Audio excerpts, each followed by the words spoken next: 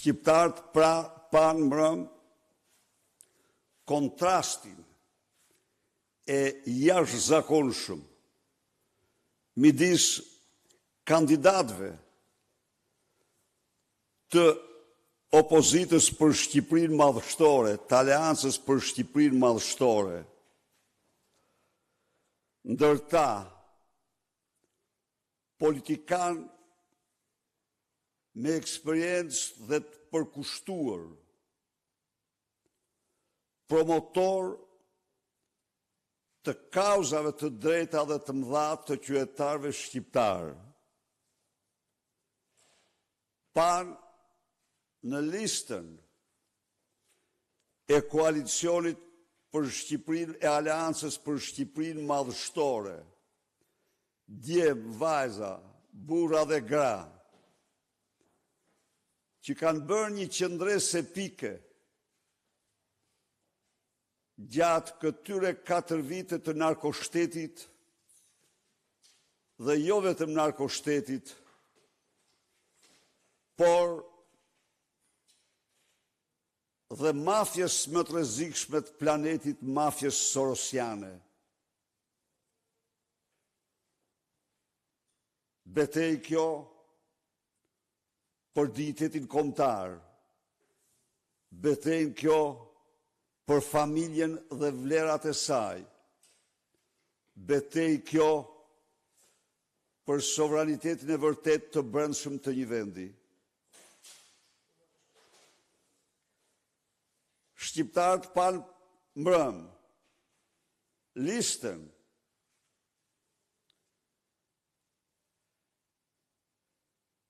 e përfaqësuesve të tyre, të cilët në një seri të pafundme denoncimesh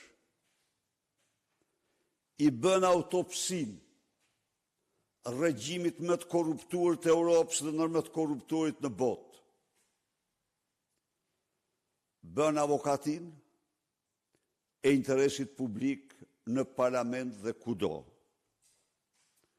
Shqiptarët panë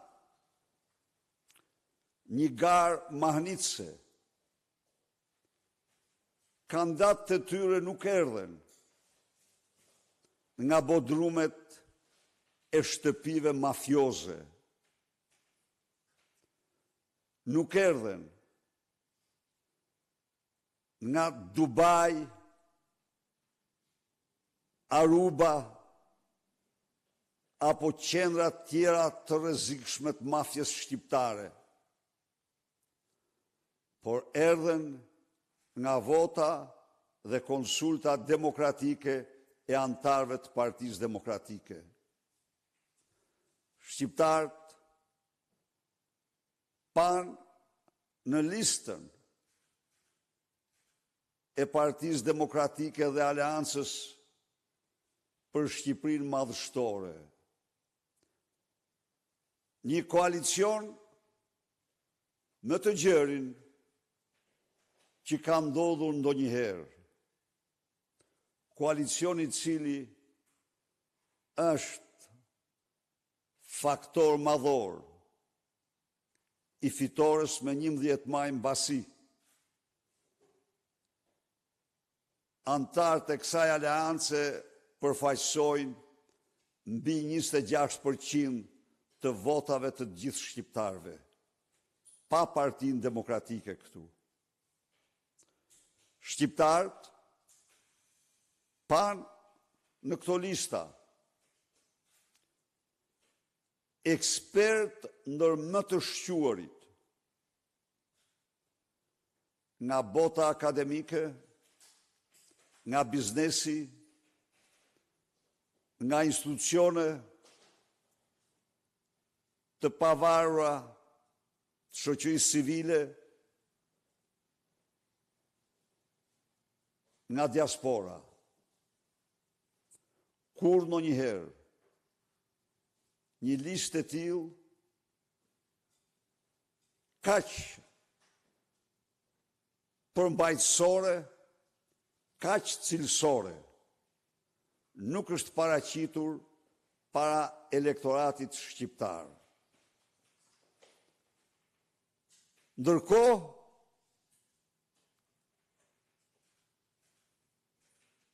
shqiptarët panë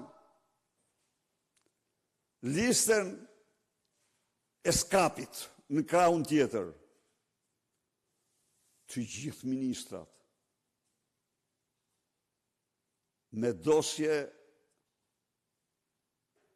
kuintalshë mbi shpinë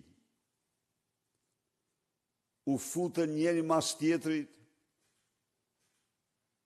në listën e mbrojtur me mot për shkakun e vetëm se kanë vjedhur bashkë me Edi Ramën. Se ata që nuk kanë vjedhur bashkë me Edi Ramën, por kanë ngrënë dardha veças, ata morën udhët, morën urët.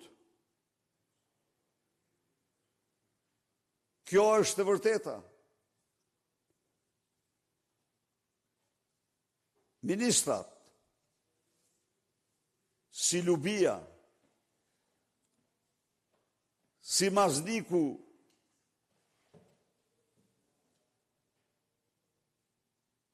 €1.000 pjata, bifteku, si Lubia që ka administrue 12 miliard euro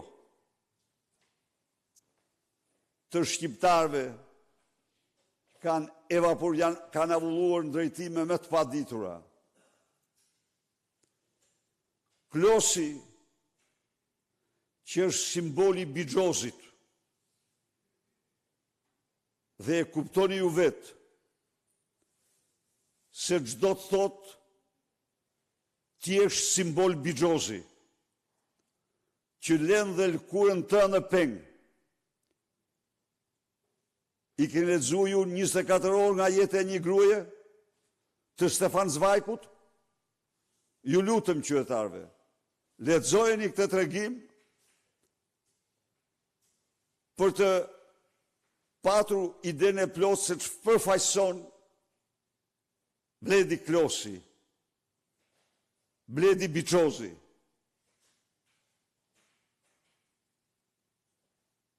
Shalsi, që sa shkoj për Gjaku Kuksin. Shalsi, që u qaj të tjerve se mbeten të gvjerra 8 apartamente, kur iku nga bashkia. Listë të mbyllur.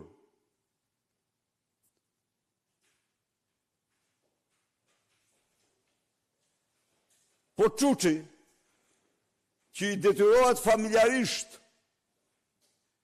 10 milion euro të vjedhura të përvetësuara nga Delina, që në rast se takspaguesit amerikanë kërkojnë të kthehen parate, këto i konvertohen në vite burgu. Po Vengu, dezertori i NATO-s, një nga antarë të çetës 5B, edhe ai në mbrojtje.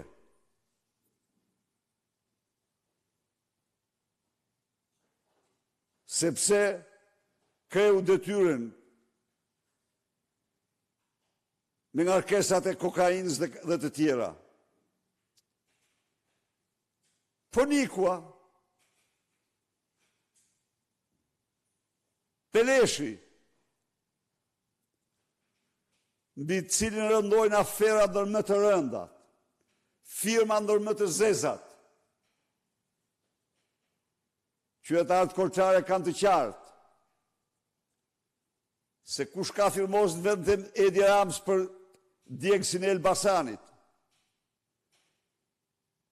E garantoj Nikon se edhe mandat, mbi mandat të marë, drejtësisë nuk do t'i shpëtoj. Jo, dale se këto u ignoruan më në komente, po do i themi gjëra troç. Njeriu që do ta mbulonte me blozë për xhepat e vet Korçën me termocentrale. Pra çfarë është lista e mbyllur e Edi Ramës? Lista e mbyllur e Edi Ramës është lista e eskapistëve, e atyre që hynë dalin në skap dhe që shkojnë me paturpsinë më të madhe për të kërkuar votën qytetarëve për të mbrojtur nga drejtësia. A është kështu apo jo? Më thoni mua. Po pse vetëm Anila Denaj do të shplajë të gjithë të qeveritë korruptuar? Nuk mund të ndodhë kjo. Ajo është mëkatare, e pa diskutueshme. Po absolutisht Mirela është jo më pak. Mirela është jo më pak, ju them unë ju. Pra, lista e mbyllur është lista e mafjes, është lista e skapit e Edi Ramës. Të shkojmë të lista e hapur. Na thot pak. Çfarë është lista e hapur?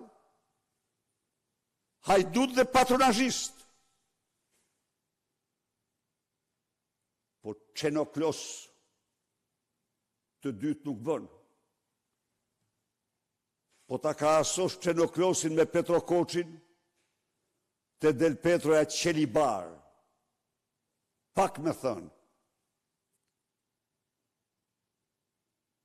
E kuptoni ju apo jo?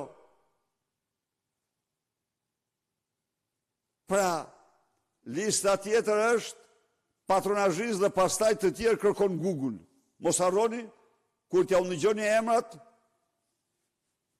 klikonin në Google për gjë se çfarë janë. I munges totale respekt ndaj qytetarëve shqiptarë dhe zgjedhësve shqiptarë. Le të përpitet sa të dojë. Le të flasë me vete nga mjezi ndarkë. Atë monologun e mëngjesit ta vazhdoj gjithë ditën filibastër. Po Edi Rama me asgjë nuk mund të mbuloj problematikat e të mërshme të listës që u paraqiti shqiptare. Ato do i mbuloj 11 maj. Dita në të cilën shqiptar do ndëshkojnë me votën e tyre Edi Ramën dhe shpurën e tij. Faleminderit.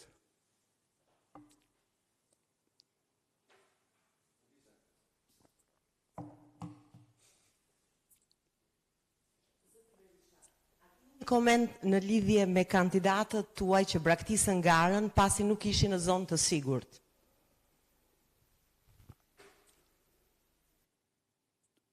Do më thënë,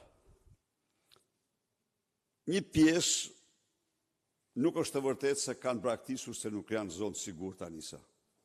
Një pjesë e tyre, më përpara, kanë bërë të ditur se nuk do të aplikojnë, nuk do hynë në garë.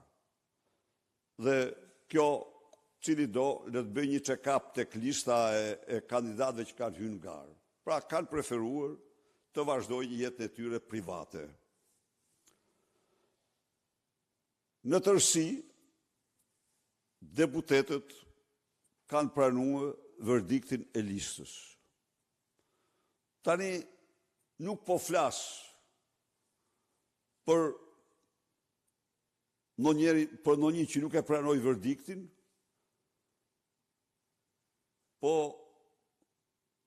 unë mendoj se betejë me Edi Ramën ose kundër Edi Ramës zhvillohet jo nga opozitat e opozitës, se ato janë vetëm për të ndihmuar Edi Ramën, po ajo zhvillohet në gjirin e aleancës më të fuqishme që ka njohur Shqipëria, aleancë për Shqipërinë madhështore. Dhe një pyetje, ndërkohë deputeti Sula vendosi që të hyjë në zgjedhje nëpërmjet një informacioni tjetër politik. Vetë kryeministri e mori sot në mbrojtje duke e konsideruar një gjel deti, por një gjel deti të veçantë. Keni një koment? Mbrojtja e kryeministrit është puthja e Judës për Dash Sulën, i cili ka karrierën e tij, por mendoj se hapi që bëri të rjeshtohet me opozitën e opozitës, pra de facto me një patericë të Edi Rams, nuk është zgjidhja në vlerësimin tim, megjithse unë, e theksoj këtu, respektoj zgjedhjen si thelbin e lirisë të çdo individi. Faleminderit. Mund të jap një dy statistika, po pse i pasja këtu. Janë nga 140 kandidatura, 85 janë burra, 55 janë gra, pra gratë arrin në 39%.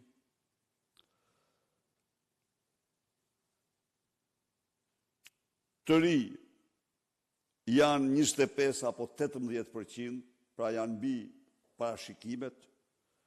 Nga diaspora janë 7 përfaqësues.